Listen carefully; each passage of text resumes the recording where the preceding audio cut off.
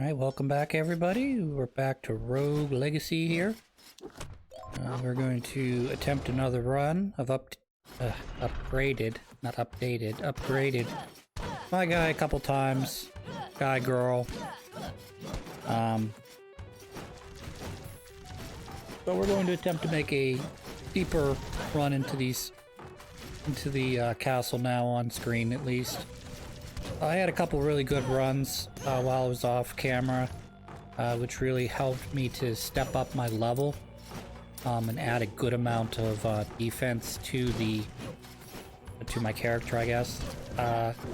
One of the biggest things, and I talked a lot about it in the last episode, is getting some of the vampiric armor allowed me to muffle some of my early mistakes, and allowed me to create, a run that instead would normally only last a couple rooms, 500, 600 gold. Oh, that was a mistake. Still getting used to controls, I think. Turning, a 500 gold run into a 1,000 gold run. Really, it starts to stack up after a while, particularly if you get lucky, obviously, but if you're able to, start taking down, the breakable items in the environment, yields a little bit more gold. Meat's always good as well. So in a lot of these runs, I do, a thing where instead of trying to move towards the forest, which is to the right or the west, if you will, I tend to try to explore this first area completely, which leads me to the Maya a lot, and it's very obnoxious.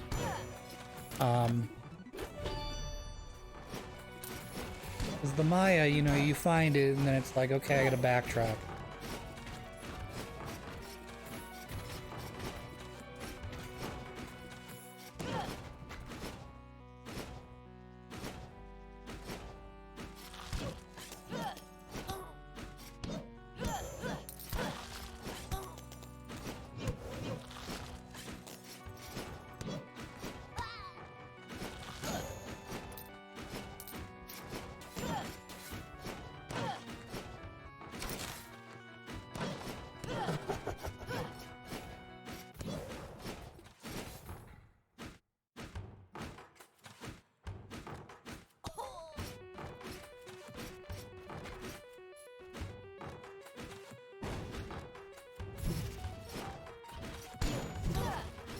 Another really great ability that I haven't gotten yet is the I don't know what the ability's called. It's like retribution, where you deal a certain percentage back to the enemy. And so if you take damage, say, from these spike balls, because the spike balls have very little HP, you can't deal normal damage to them. Being able to return damage to them almost always results in those guys dying, which can make certain boss battles that employ them a little bit easier, but definitely rooms that have like one or two in sort of inopportune places, it really helps to, make a, possible multi-hit multi-mistake into a single mistake. So this again is a transition to the Maya.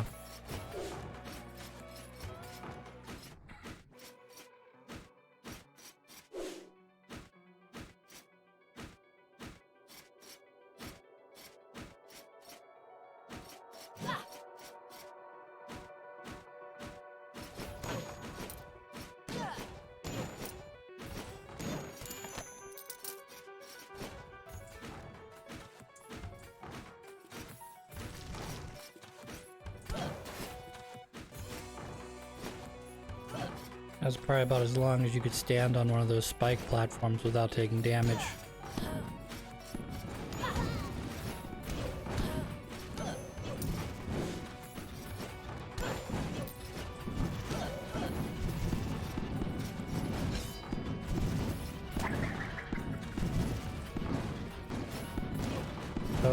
have a quirk on this character that every time I use a magic, it switches to a different magic.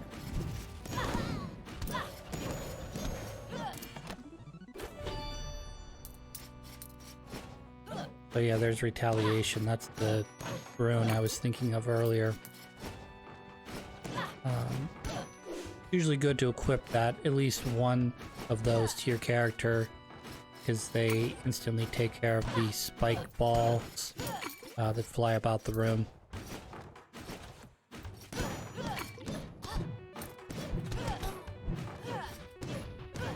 So you see, now that I've got some defense as well as some strength, I can sort of just tank it, tank the damage he deals, and just focus down on doing as much DPS as I can. I need to go straight down.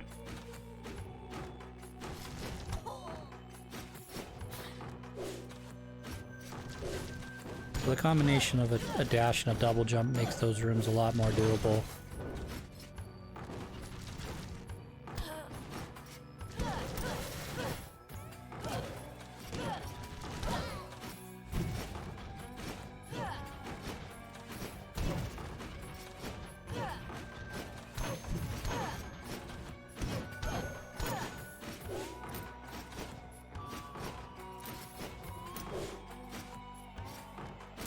Here's the boss room again.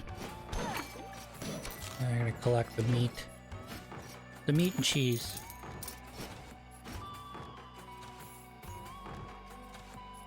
I am not small enough to get in there.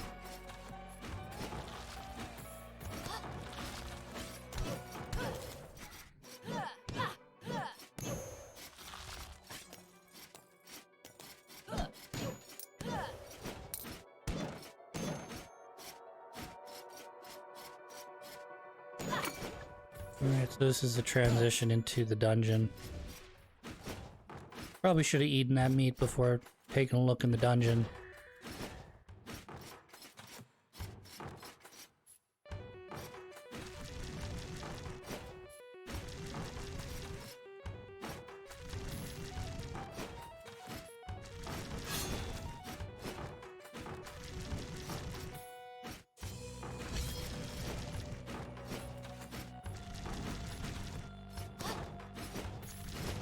Yeah, I might have been able to do that room with the, whatever they call that weapon.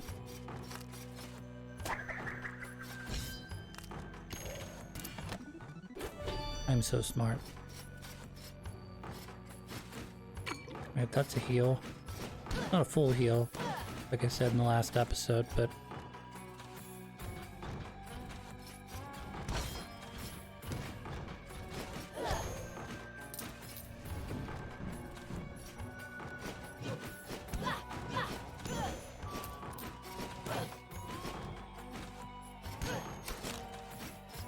And this should lead into the forest. It does. Good.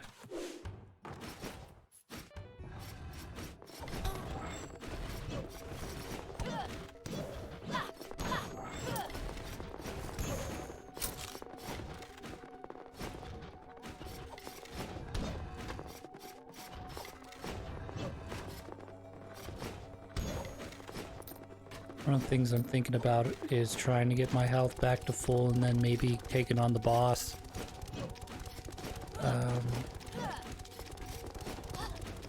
Fortunately, when you do that, you know, you basically set yourself back like 3 dozen enemies.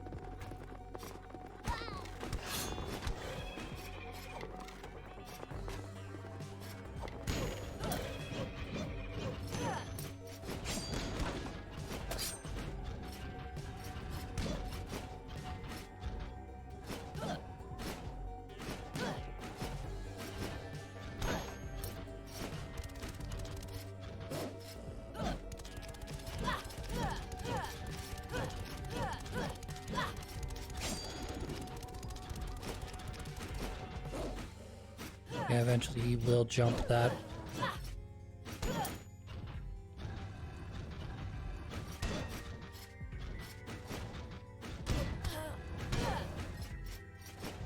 job.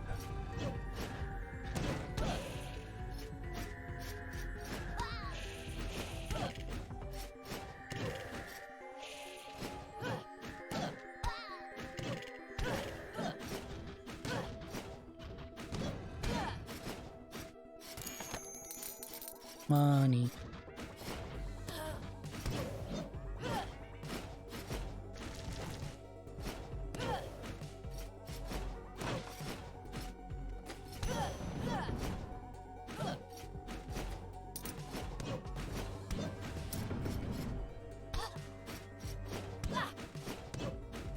Those guys do go back to full life if you abandon the area. Alright, we found another boss here. This will give us more plans, more money. That's great.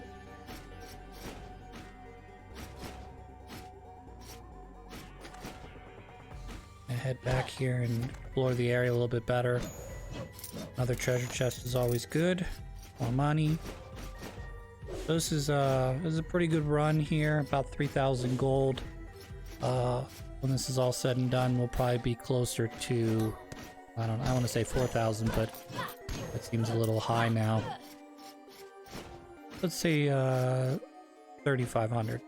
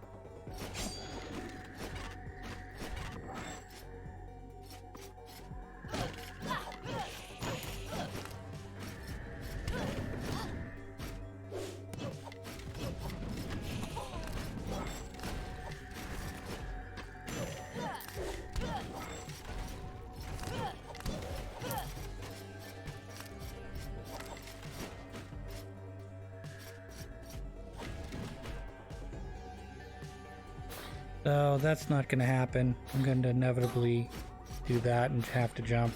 So this is a random teleporter. So I've just teleported myself into the Maya, and this should. I'm not sure I can get back to the first area again. Journal entry 8. From the number of dead adventurers I've passed in the halls, I've come to the following conclusions. Ones did not take enough provisions with them. Too many of them died of hunger. I'm myself running low on supplies. Many are missing clothes, which explains the pants of iron zombies. No one has made it this far since I haven't passed any corpse for over an hour.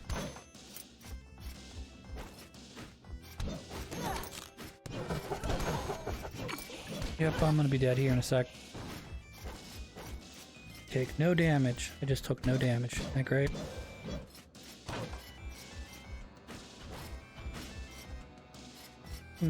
Here's another one. The door to the throne room is driving me mad. Beyond the king's salvation, my reward, but it stands in the middle of the castle foyer, taunting me. Tried pushing it, kicking, yelling, "Open sesame." The icons emblazoned on the door. One of them looks like the beast I've ordered deeper in the castle. Perhaps there's some coincidence. That guy, that's more than likely death. And I'm dead.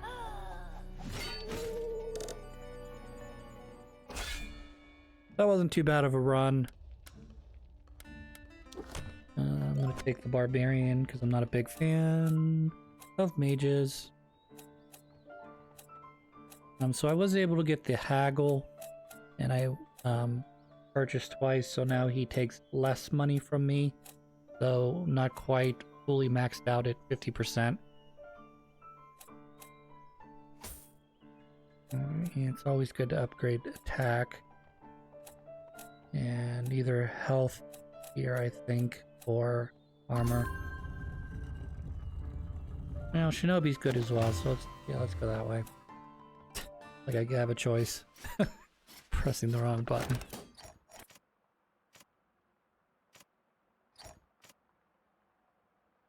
Silver limbs. Blood limbs.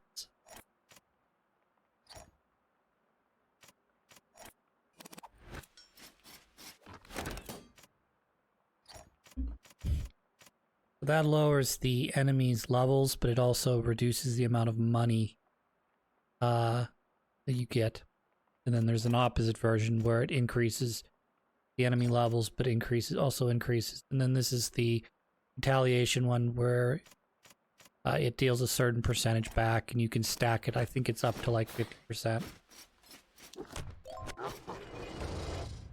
Maybe more with weapons, I don't know.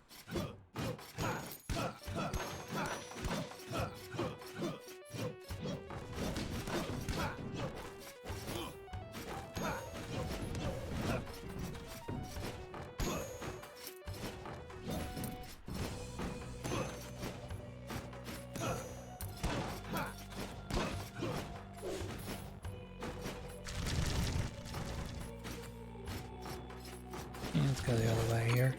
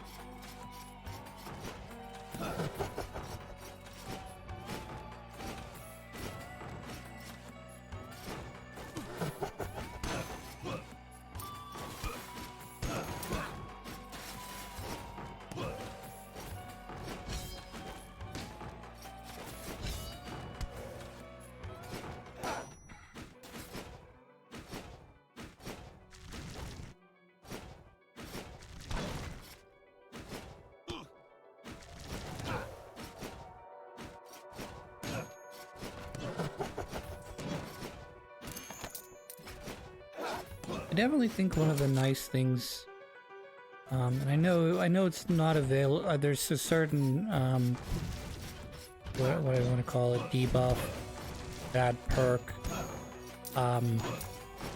in the game that I think negates what I'm about to say. But I like how when you look at the map in the upper right-hand corner, you can see there's 2 treasure chests, or there's 2 icons for treasure chests.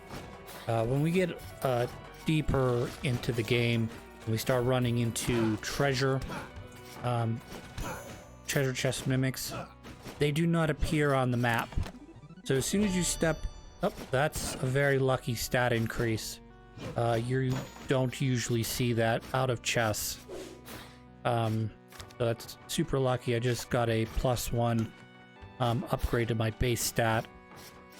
Alright, great. On the wow, there's Night Sword too. That's good. It's always good when you find this, even if you've already beaten the boss. You know, you get 2 free treasure chests to plunder.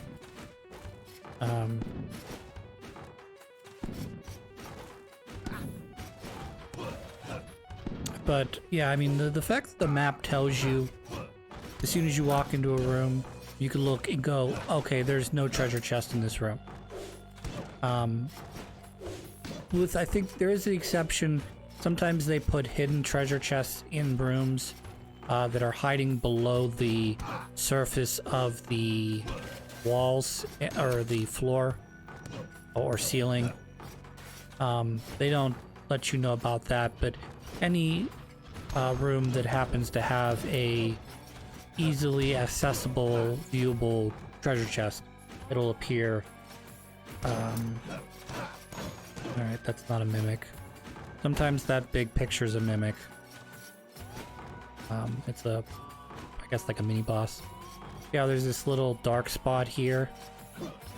If I jump up there and press down, we'll be able to collect the hidden treasure chest. Pretty cool, huh? And obviously the map did not show me that there was a treasure chest there. There is I believe the minor class gets, when you upgrade it, it gets the ability to immediately see all of the treasure chests available in the run. So it makes it easy to find, say, where a boss store is, because there's always two treasure chests like right next to each other in a small room. It makes it easy to pick out when you bring up your big map. Getting there sometimes is the challenge, because you know it's like right above you, but heaven knows you can't figure out how to get there.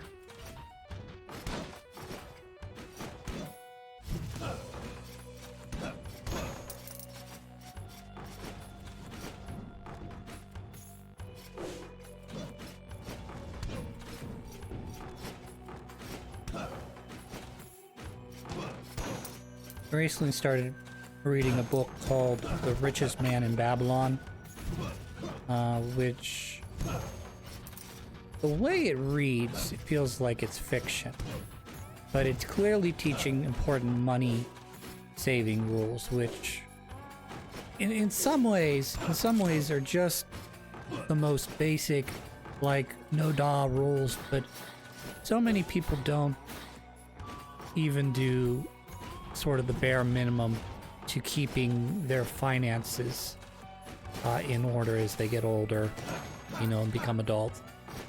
And one of the rules that this book lays out is saving 10% of, you get to keep 10% of every dollar you make.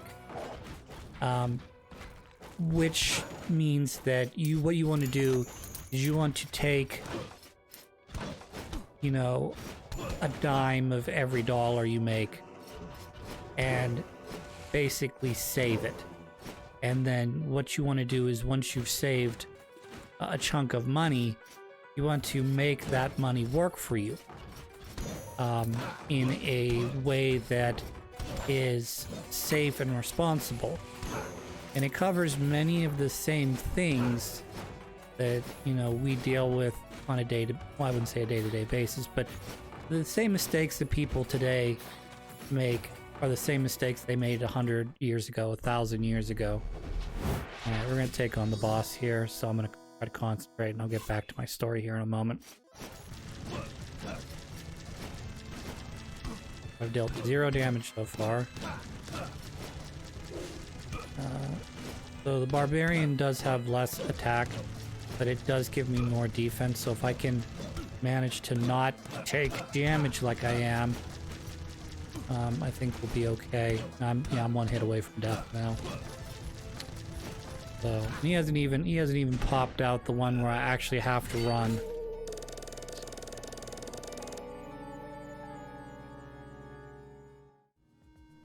Even though I killed lots of guys, I feel like that boss run was no good.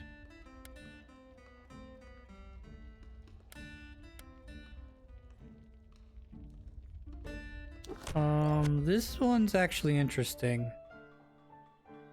I believe this character ability is that it doesn't set off the floor traps. Like, its heartbeat's too weak to set off the floor traps, which in that boss room I was just in would be invaluable, because if the floor traps aren't affecting me, then I don't have to worry about just standing in the corner and avoiding projectiles. But getting back to what I was saying about The Richest Man in Babylon, is it talks about saving 10% of every dollar or every dime or every penny you make. No matter how rich or how poor you are, you know, it's your obligation to save 10%.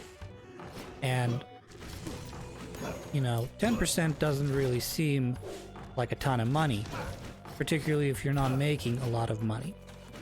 But one of the things that people do, whether they're rich or they're, you know, they're paid a very good wage, is they tend to spend what they make. So if they make $10,000, well, I mean, who makes $10,000 a year and lives? But, you know, you make, you know, let's say $20,000 a year. You know, you're gonna probably have trouble saving some money. Though if you, and this is another thing he talks about in the book, is if you live frugally, you should be able to save at least 10% of every, you know, from every payment and put it away as savings for yourself. You know, pay yourself first. And then in turn, you know, you want to then take that money when it becomes a sum and invest it so that that money continues to work for you. And it talks about other things like being smart where you invest your money. And one of the stories they tell is about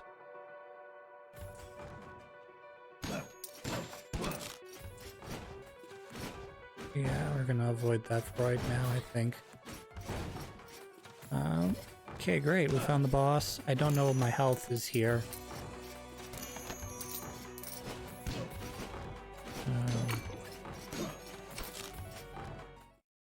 Well, let's take the boss on, see what we can do here.